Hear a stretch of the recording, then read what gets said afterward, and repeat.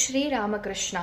அன்னவயல் புதுவை ஆண்டாள் அரங்கற்கு பண்ணு திருப்பாவை பல்பதியம் இன்னிசையால் பாடிக் கொடுத்தாள் நற்பாமாலை பூமாலை சூடிக் கொடுத்தாளை சொல்லு.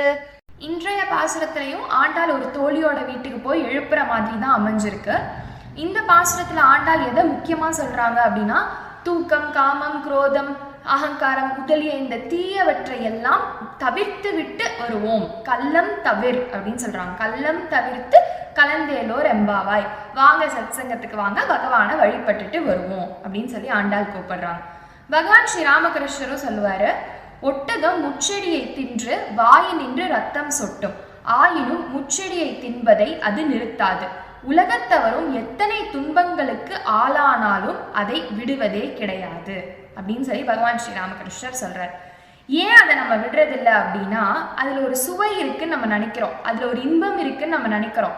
ஆனா அது நிஜமான உண்மையான இன்பமோ சுகமோ கிடையாது, அது எதுவுமே கிடையாது. கள்ளம் தவிர்த்து கலந்தேலோர், வா சத்சங்கத்துக்கு வா, பகவான் நாமாவை சொல்லு, பகவானை வழிபடு, அதுதான் உண்மையான சுகம்னு ஆண்டாலும் ராமகிருஷ்ணனும் நமக்கு புரிய வைக்கிறாங்க.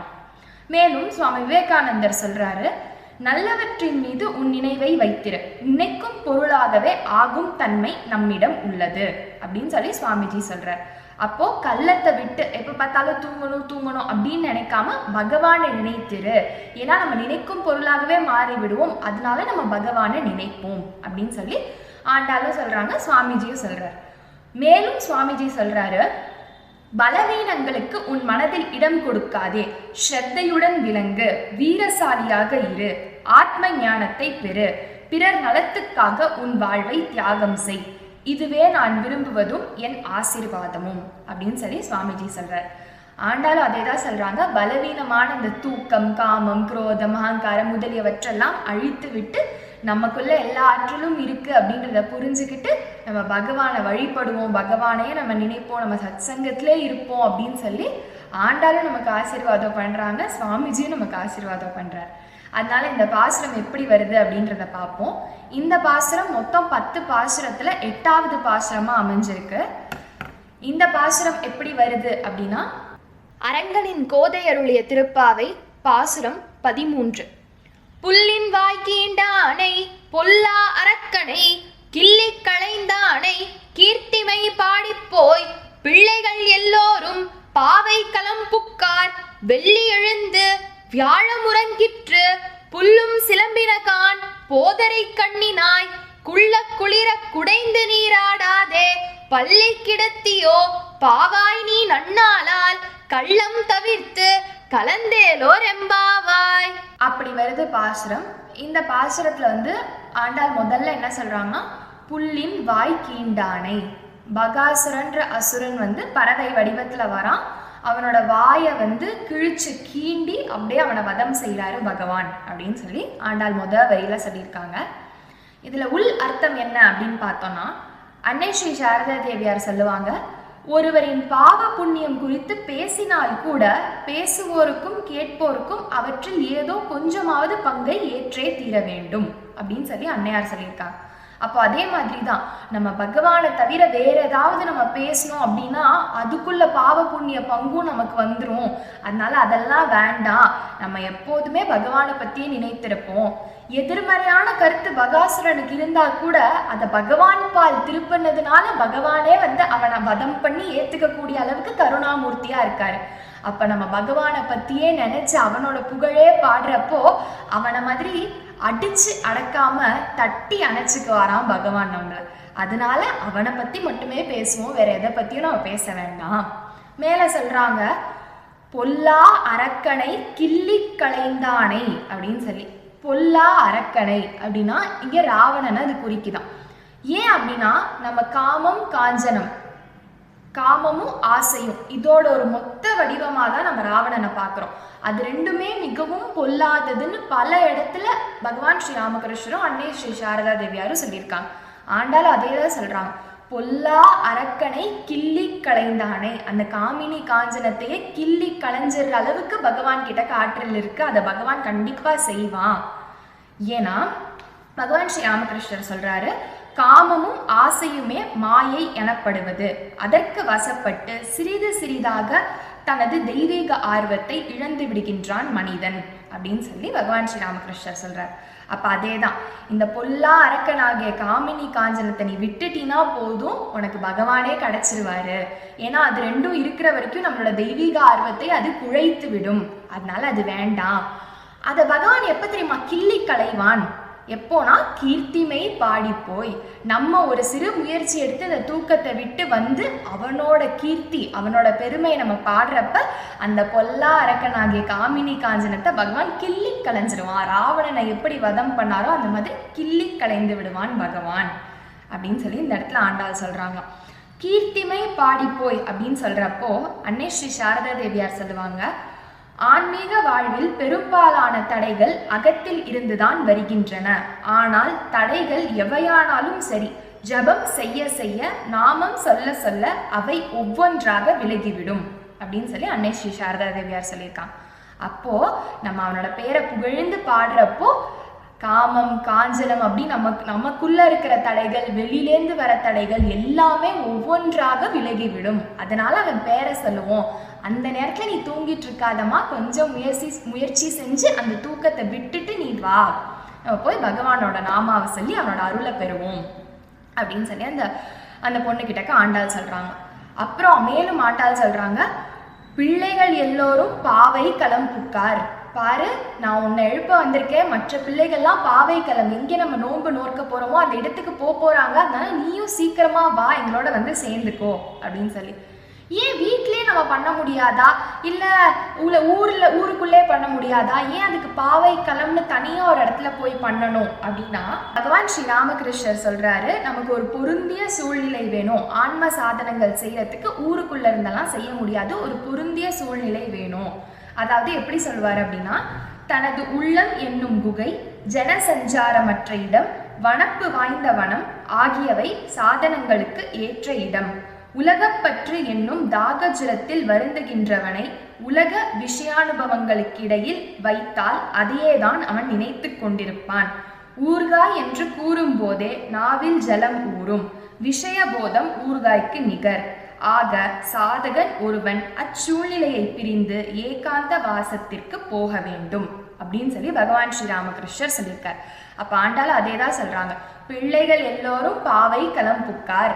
அந்த நோன்பு செய்யறதுக்கு ஒரு ஏற்ற இடத்துக்கு அவங்க எல்லாரும் போறாங்க, நீயும் வந்து கலந்துக்கோமா. உடனே அந்த பொண்ணு கேட்கிறா, நிஜமாலுமே பொழுது விடிஞ்சிருச்சா? உடனே ஆண்டாள் சொல்றாங்க, வெள்ளி எழுந்து வியாழம் உறங்கிற்று, புல்லும் சிலம்பினகான் போதரி கண்ணினாய். பாருமா, வெள்ளி எழுந்திருச்சு, வியாழன் உறங்கிருச்சு, இரவு வியாழன் உறங்கிருச்சு, வெள்ளி முதல்ல விடியற் காத்தாலே வருமா, அதனால அது எழுந்திருச்சு, அதனால பொழுது விடிஞ்சிருச்சுன்ற அறிகுறி எல்லாம் நமக்கு தெரிஞ்சிருச்சுமா. அதோட கூட புல்லும் சிலம்பினகான், பறவைகள் சத்தமிடுற சத்தம் எல்லாம் கேட்குது பாரு, அதனால பொழுது விடிஞ்சிருச்சு. அதோட புல்லும் சிலம்பினகான், நாங்கெல்லாம் பகவான் நாமாவை சொல்றோம்ல, அப்ப இது விடியற் காத்தால தான், அதனால நீ எந்திரிச்சு வா. அதுவும் போதரி கண்ணினாய். போத அரினா, போதுனா விரிஞ்சும் விரியாமலே இருக்க மலராம். அரி அப்படின்னா கருவண்டு அப்படின்னா என்னன்னா ஒரு கண்ணை ஒரு உவமைப்படுத்தி சொல்றாங்க. அந்த பூ விரிஞ்சும் விரியாமலும் அதுக்குள்ள கருநீல வண்ணம் மாதிரி அந்த கண் மொழியும் இருக்கு அப்படின்னு சொல்லிட்டு, என்னன்னா அவ மொத்தமா தூங்குறதுல இல்லையா, பாதி முழிச்சும் முழியாமலும் கண்ணனோட சிந்தனையில தான் படுத்திருக்கான்னு தெரியுதான். அதனால்தான் ஆண்டாள் சொல்றாங்களாம், போதரி கண்ணினாய், எனக்கு தெரியும் நீ பகவான் சிந்தனையில தான் இருக்கன்னு சொல்லி, ஆனாலும் இந்த உலகத்து சிந்தனையில, அதாவது இந்த உலக மாந்தர்கள் இருக்கிற இடத்துல, இந்த ஊர்ல நீ இந்த மாதிரி படுத்துட்டு இருக்காதம்மா, நீ எந்திரிச்சு வா, நம்ம பகவானோட சிந்தனையை நோன்பு இருக்கிற இடத்துக்கு போய் அவனை பத்தி பாடி ஏகாந்தமா ஆத்ம சாதனங்கள்லாம் கிரியைகள்லாம் செஞ்சு, ஏன்னா கிருசைகள்லாம் நம்ம செஞ்சுட்டு வருவோம், அவன் நமக்கு ஒரு பறை தருவான், அதனால நீ வா. ஆண்டாள் மேல சொல்றாங்க, குள்ள குளிர குடைந்து நீராடாதே அப்படின்னு சொல்லி. அவ பகவான் ஸ்ரீராமகிருஷ்ணர் சொல்றாரு, இவ்வுலகம் என்னும் துன்பத்தீயில் சிக்கிக் கொள்கின்றவன் அதில் வெந்து புண்படுவான் அப்படின்னு சொல்லிட்டு. அப்போ இந்த உலக தீயில நீ வந்து சிக்கிக்கொள்ளாதம்மா, இங்க உட்காந்து நீ தூங்கிட்டு இருக்காத, இங்க உட்காந்து பகவானை நினைச்சா கூட வேண்டாம், நம்ம அங்க போய் ஏகாந்தமா பகவானை நினைச்சு அவரோட ஸ்மரணையிலே இருக்கிறதுக்காக நீ வாமா. இந்த உலகம்ன்ற தீன் பகவான் ஸ்ரீராமகிருஷ்ணர் சொல்லியிருக்காருல, அதனால ஆண்டாளம்மா சொல்றாங்க, குளிர குடைந்து நீராடாதே. அவன் நாமோன்ற ஒரு குளிர்ந்த பானத்தால, குளிர்ந்த ஒரு விஷயத்தால நம்மளோட மனசை வந்து சுத்தப்படுத்திட்டு வருவோம். குளிர குடைந்து நீராடாதே பள்ளி கிடத்தியோ. அவ்வளோ நல்ல விஷயம் அங்கே காத்துட்டு இருக்கு. அப்ப போய் நீ இப்படி தூங்கிட்டு இருக்கலாமா? உன்னை உயர்ந்த இடத்துக்கு கொண்டு போறதுக்காக சத்சங்கமும் பகவானோட கருணைன்றதும் வாசல்லே நிக்குது. அப்ப போய் நீ வந்து இப்படி படுத்து தூங்கிட்டு இருக்கியேம்மா, இது சரியா? குளிர குடைந்து நீராடுவோம் அவனோட நாமத்துல, வாமா போலாம் அப்படின்னு சொல்லி கூப்பிடுறாங்க. பாவாய் நீ நன்னாளால். மேலும் சொல்றாங்க, இன்னைக்கு நல்ல நாளாச்சே, பகவானை பத்தி நினைக்கிறதுக்கு நீ வாமா அப்படின்னு சொல்லி. அன்னைக்கு நிஜமாவே நல்ல நாளா அப்படின்னு பார்த்தோம்னா, சாரதா அம்மா சொல்லுவாங்க, நல்ல காரியங்களுக்கு நேரம் குறித்து கொண்டு இருப்பது நல்லதல்ல. வாய்ப்பு கிடைக்கும் போது காலம் பற்றி சிந்திக்காமல் நல்ல காரியங்களை உடனே செய்து விட வேண்டும் அப்படின்னு சொல்லி சாரதா அம்மா சொல்லியிருக்காங்க. அப்ப ஆண்டாலும் அதே தான் சொல்றாங்க, நல்ல நாள் தான்மா இன்னைக்கு. ஏன்னா நம்ம பகவத் விஷயத்தோட தொடங்கியிருக்கோமே, அன்னைக்கு நல்ல நாள் இல்லைன்னா கூட நல்ல காரியம் செய்யறதுக்கு நம்ம ஆரம்பிச்சிட்டோம்ல, அது நல்லதாகவே பகவான் நமக்கு மாற்றி கொடுத்துருவான். மார்கழி மாதம் நமக்கு எல்லா நாளுமே நல்ல நாள் தானே, அதனால நீ வாமா. பாவாய் நீ நன்னாளால் கள்ளம் தவிர்த்து, உன்னோட தூக்கம் காமம் குரோதம் இதெல்லாம் விட்டுட்டு தவிர்த்து, அதெல்லாம் வேண்டாம், அதெல்லாம் விட்டுட்டு நீ வா. கலந்தேலோர் எம்பாவாய், எங்க கூட வந்து நீ கலந்துக்கோ, இந்த பாவை நோம்பு செய்யறதுக்கு நீ கலந்துக்கோ, வாமா அப்படின்னு சொல்லி. அதுவும் கள்ளம் தவிர்த்து. பகவான் ஸ்ரீராமகிருஷ்ணர் சொல்றாரு, உலக ஆசைகளை வென்றவனுக்கு எதுதான் சாத்தியமாகாது, அவன் ஈஸ்வர அனுபூதியையே பெற்றுவிடலாம் அப்படின்னு சொல்லி பகவான் ஸ்ரீராமகிருஷ்ணர் சொல்றார். அப்படி இந்த உலக ஆசையான தூக்கம் காமம் குரோதம் இதெல்லாம் தவிர்த்து விட்டுட்டு நீ வாமா, எதுதான் நமக்கு சாத்தியமாகாது, ஈஸ்வரனே நமக்கு வந்துருவாரு, அவரோட கருணை அளப்பரியது, அதனால நீ எந்திரிச்சு வாமா, நம்ம போய் பாவை நோன்பு செய்யலாம் அப்படின்னு சொல்லி கூப்பிடுறான். அதுவும் கலந்தேலோர் எம்பாவாயின்னு மற்ற தோழிகளை பார்த்தும் ஆண்டாள் சொன்னாங்களாம்.